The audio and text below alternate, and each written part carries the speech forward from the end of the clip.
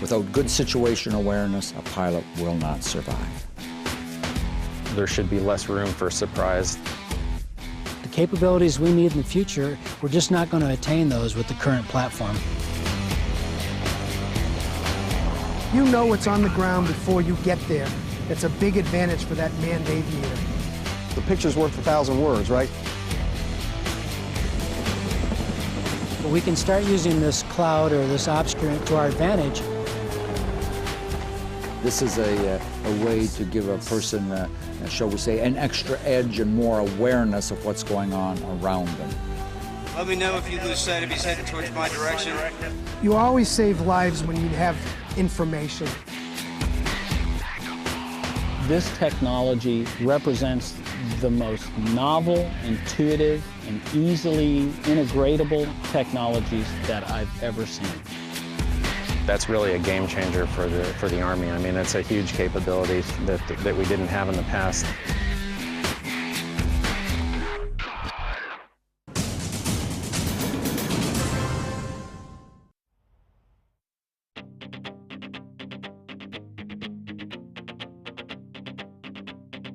Creating the Army aviation fleet of the future is no small task. Although we have incredibly survivable aircraft now, the threat continually changes, the enemy continually changes the technology and the tactics that it uses against our fleet, and we need to get ahead of that game so that we're survivable. We're really focused on three main areas that we've evaluated as what we really need for the future: performance, survivability, and economy. Our legacy platform were designed for a certain fighting environment, and we found ourselves in an environment that's much more demanding. Greater distances, the need for more speed, and the need to carry more payload. Engineers had speed in mind when they developed the Army's Apache Block III helicopter. One of the major enhancements of the aircraft from a performance perspective, it's the fastest, strongest Apache we've had to date. I like to label it as riding a stallion, an Appalachian stud horse, because if you've ever ridden one of those, you know that it likes to go fast and it likes to go hard. That's really what this aircraft does. So at a payload that's much greater than what the Apache has ever carried before, it's going to be able to fly to spaces and places in Afghanistan, as an example, that our current Apaches cannot fly.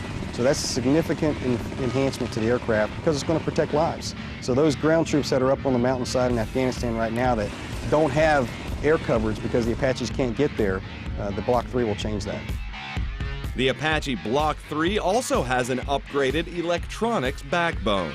One of the things that backbone allows us to do is networking and future capabilities that really are breaking the new technology barriers. Capabilities that the Army says will enable the highest levels of interoperability between the pilot and the Army's fleet of unmanned aircraft, also known as manned-unmanned teaming.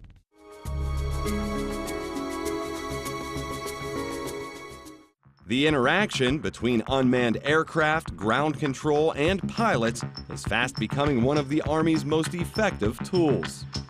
Manned-unmanned teaming, we've defined 4 levels from you just receive the video off the unmanned system into the manned aircraft, to both platforms being able to transfer the sensor data from the manned and the unmanned back and forth and down to the ground. The next level up is the operators of the manned aircraft controlling the payload or the sensor on the unmanned vehicle so they can make it look where they want it to look, which simplifies operation. And the most advanced way to implement manned-unmanned teaming is that the manned aircraft actually controls the unmanned vehicle, not just the sensor, but the whole vehicle.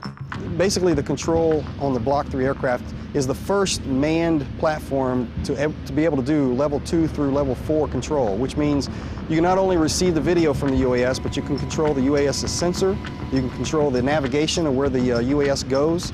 And so really, if you think about it from an operational sense, the Block III crew will no longer have to hear someone talk them onto a target, because a picture's worth 1,000 words. Pilots flying the Apache Block III are actually able to fly an unmanned aircraft like the Army's Gray Eagle and the Shadow right from the cockpit of the Apache.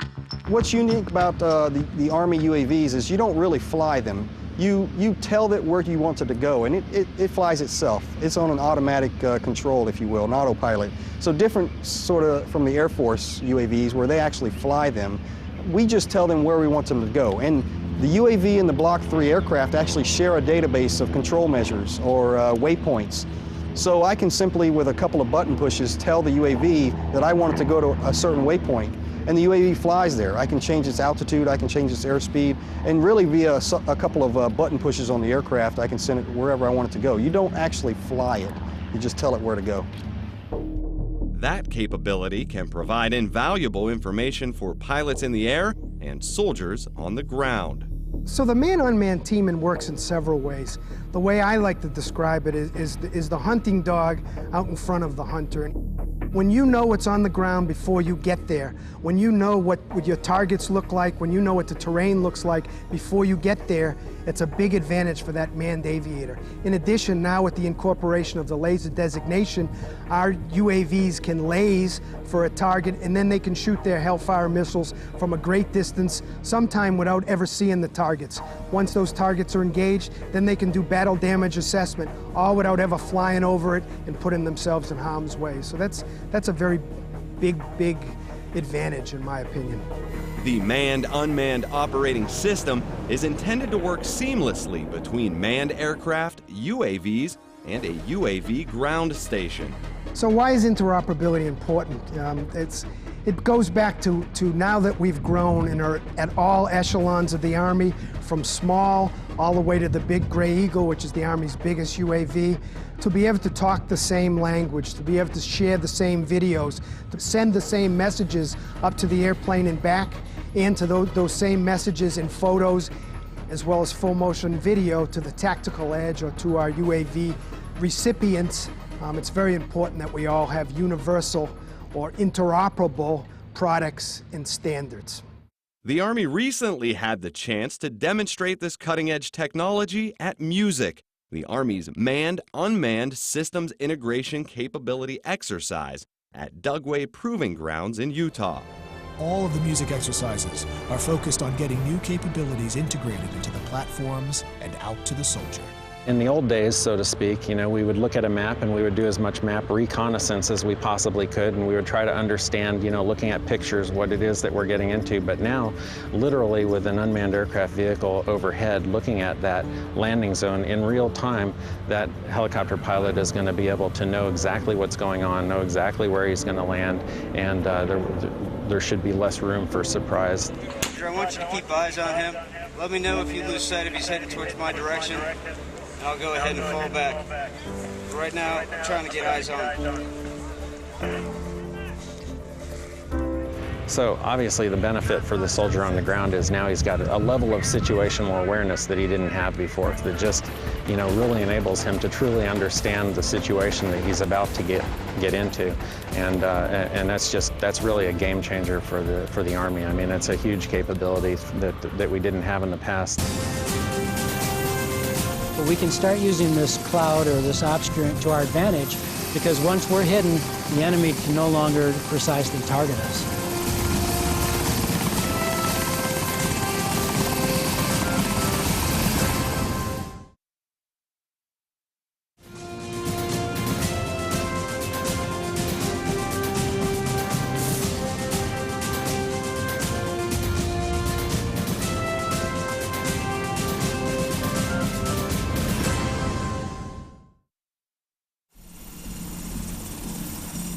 Another challenge facing military pilots today is the problem of degraded visual environment, or brownout, and a loss of situational awareness. If you look at the mishaps that have happened over the last several years, there's a large percentage associated with controlled flight into terrain, degraded visual environments, meaning snow, dust, obscuration, and these certainly amount to probably at least 30% of the mishaps that we currently have now.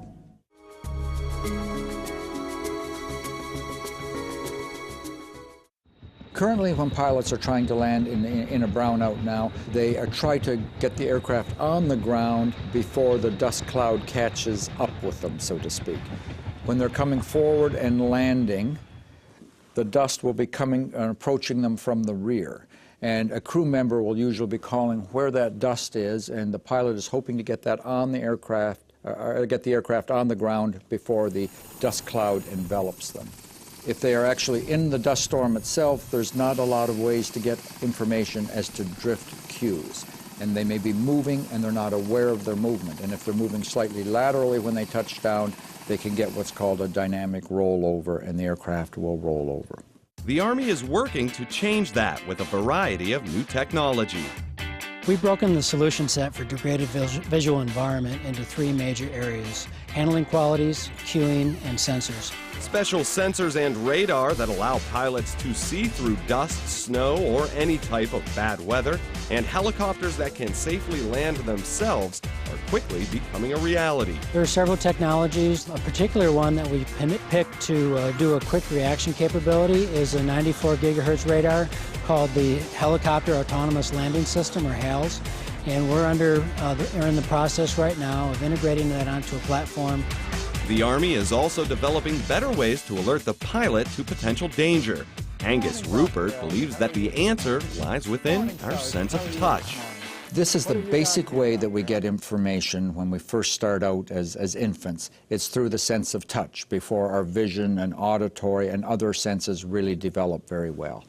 Touch is our most basic sense. Touch is the sense that is the most real sense. When you really believe in something, you can say, I can feel it, because it's that important. The concept of tactile or haptic technology isn't new to most of us. There's the vibrate mode on your phone and video games like Wii and Xbox.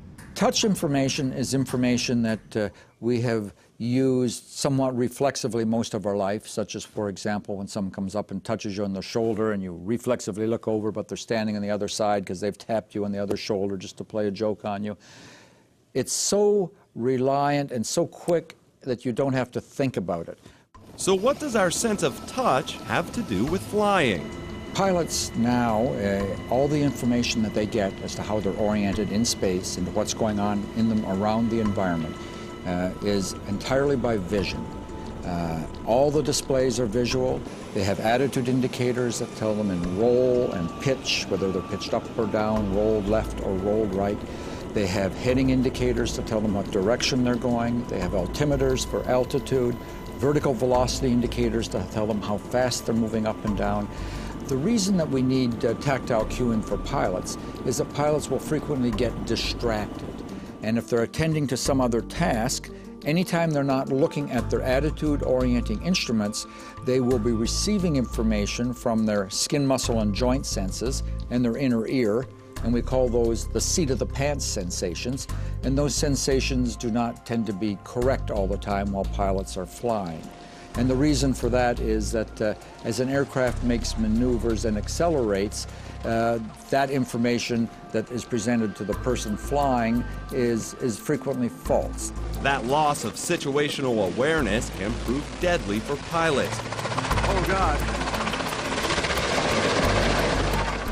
Our goal is that we prevent controlled flight into terrain by giving them a warning through tactile cues before they get to the point of impacting the ground, and that we give them continuous orientation information so they can never get disoriented to begin with. And hopefully that we'll be able to reduce the number of mishaps that pilots and our Army, Navy, and Air Force are currently experiencing. Some of the tactor cues, you'll immediately start to feel the forward tactor fire. I have the forward tactor. And the Army's tactile situational awareness system consists of a belt and vest that vibrate, sending signals to guide pilots in the air. This is the dual tactor array of the TSAS belt. This is a prototype of a system that we're going to employ later in an aircraft integration role.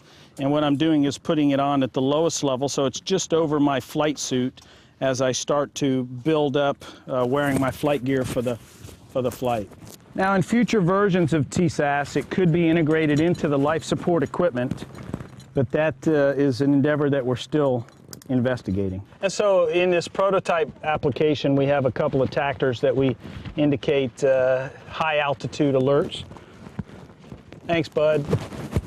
And we just put them under here to make contact with the skin. That's the only requirement. And they're actually a separate portion. This prototype version is a separate tactor. And what we envision later for aircraft integration will be, this will be sewn in to the webbing of the shoulder harness, or could be part of the aviation life support equipment. So from here, it's just a matter of starting the aircraft up and conducting our checks, and we'll go fly. There's many types of information that we can give to a pilot through the sense of touch. A simple little belt around the waist can give them drift cues in what we call the XY or the horizontal plane. So whatever direction they are drifting, they will feel a tap. So if they're drifting to the right, they will feel it on the right side. The faster they're moving to the right, the higher the frequency. So if they feel a high frequency, they will make a big correction. And when they feel the frequency going down, they can ease up on that correction. And when they feel nothing, they're in a perfect hover. If they go too far, then it will be tapping on the other side. So it's very intuitive. Now, pilots also want to control the altitude, whether they're too high or too low. If they're too high, they feel the tap on the shoulder built into the harness. And if they're too low, they feel these 8 tactors that are built into the seat. That too low stimulus will help a great deal with controlled flight into terrain, since when a pilot is approaching the ground and they're getting too low, they will feel this large stimulus in the seat that will say, whoops, you better be pulling up now. U.S. Army aeromedical research pilots like John Remicchio are testing the latest prototype of the TSAS belt and vest in both simulators and in the air. This technology is not only helpful in stabilization in brownout or whiteout, but it will augment our basic hover skill tasks. So if you can imagine a medevac pilot having to do a hoist off the top of a building, if you can recall some of the video footage from the Hurricane Katrina rescues, that stabilization during a hover is extremely workload intensive. And so with a system like this, you reduce the amount of workload, the amount of hand movements and scan that has to be done. So it'll augment just basic tasks, hoists, sling loads, external loads, things that helicopters do by the very nature of their creation. So it's a great tool. Frankly, in 21 years that I've been flying Black Hawks, this technology represents the most novel, intuitive, and easily integratable technologies that I've ever seen. That I really, frankly, don't know how we've been flying it so many years, flying different systems, both fixed wing and helicopter, without this type of display. This technology has applications whether we're in the air, on the ground, or underwater.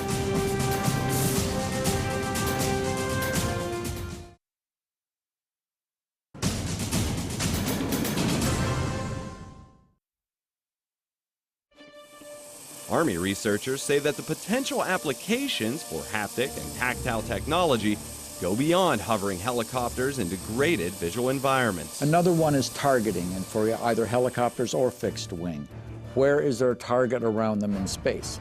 So if they feel something tapping them on their left shoulder, they'll know that the target is up there. They may not see it, they may not be aware of quite how far away it is, but they'll know it's on their left side, up over their left shoulder, and they'll be able to track that target. If, for example, it now moves down across their back and is on their lower right side, they'll know the target is down there below them on the right side. Now, normally, they get that information from an instrument that's on the panel, an APR 39, and there's an auditory warning first that all 3 people in the cockpit hear, and it's a very noisy environment, while 2 or 3 people are all talking at the same time. However, when we use the tactile display, there's only one call made, and the pilot will say, I have it. This technology has applications whether we're in the air, on the ground, or underwater. The most obvious application in terms of navigation on the ground is simple left and right, where targets are, where other people are surrounding you.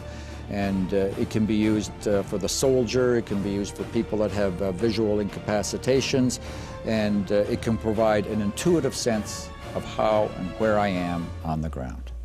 In fact, this technology is currently being tested as a tool for ground troops by the Army Research Lab at Fort Rucker, Alabama, and in Fort Benning, Georgia. This one works by punching in waypoints off of a tablet computer, but eventually this technology could work through a smartphone or a small screen on the sleeve. So we did put the soldiers out in rough terrain during the day, at night, having them answer radio communications, look for targets. We compared it with other systems, handheld GPS, head-up display, and what we found was that they were just as fast or faster with the tactile belt than with the other systems, and that it was particularly effective at night, especially when your visual displays are fogging up. Still got one on my stomach, going in the right direction.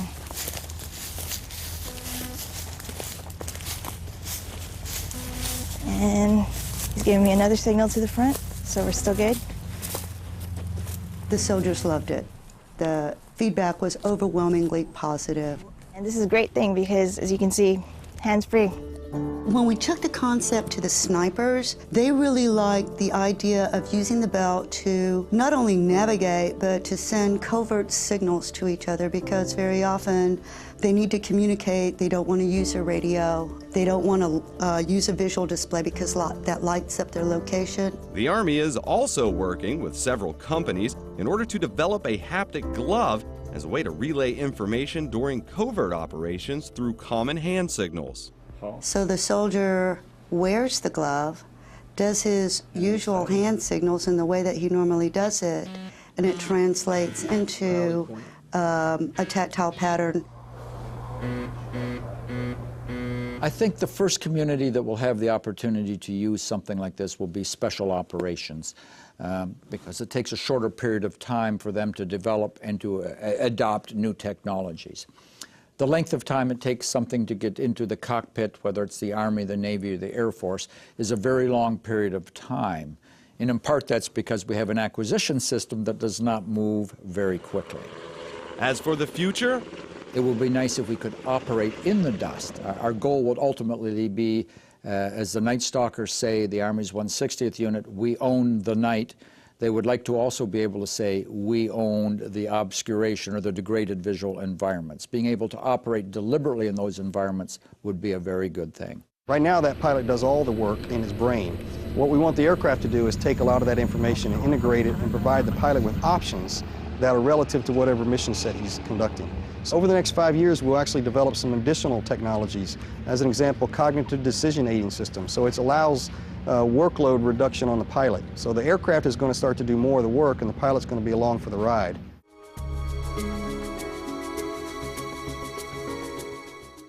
it seems that time and technology stop for no man.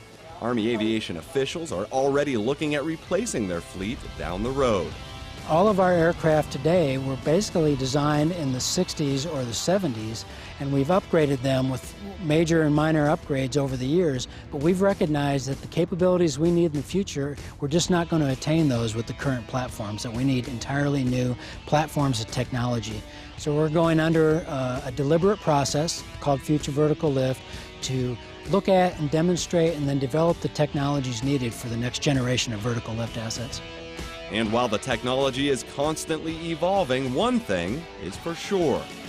You always save lives when you have information. Information before you get to a tactical objective, before you go on a convoy, before you run any kind of operation. If I know it's there, I can be better prepared to meet the objectives.